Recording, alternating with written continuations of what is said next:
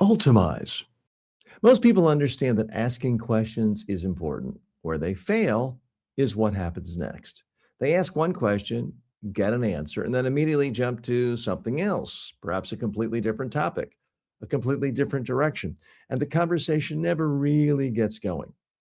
Let me show you how this looks. You ask someone, what do you like to do for fun? They say, I've been getting into hiking lately. And you respond with, oh, nice. Where do you work? That's the end. You just killed the most interesting part of the conversation. Not because your next question was bad, but because you abandoned what they just gave you. Now, watch the difference when you stay with it. What do you like to do for fun? I've been getting into hiking lately. Instead of changing topics, you say, what got you into that? They answer, you stay with it. What do you like most about it? Where's your most recent hike? They answer, you go one step deeper. What's been your absolute favorite place you've gone so far? Now the conversation has momentum. Now it feels natural. Now it feels like you're actually connecting.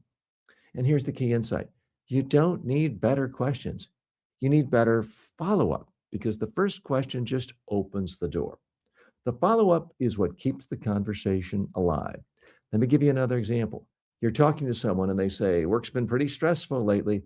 Most people do one of two things: they either ignore it or they immediately relate it back to themselves. Yeah, work's been crazy for me too.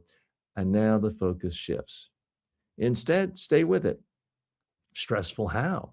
Now they explain. You stay with it. What's been the toughest part of this? Now they go deeper. Now they feel heard. Now the conversation actually means something. And notice what you didn't do. You didn't interrupt. You didn't take over. You didn't turn it into your story. You just stayed with theirs. That alone makes you stand out because most people don't do it. Here's another example. You're at dinner.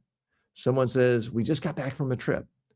A weak follow up is, oh, nice. I've been meaning to travel more. Now the focus shifts back to you. A strong follow up is, where did you go? They answer. Then, what made you pick that place? Then, what surprised you the most about it? Now you're building something. Now the conversation feels layered. Now it feels engaging. Here's the mistake I want you to avoid. Don't treat conversations like a checklist. Don't think, I asked a question, now I need a new one. Instead, think, what's the most interesting part of what they just said? And stay there. That's it. That one shift will make your conversations feel smoother, deeper, and more natural. Because instead of jumping around, you're exploring.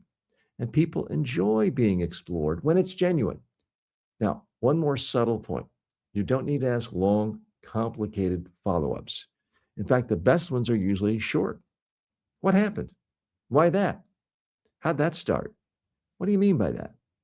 Simple but powerful because they show something most people rarely experience.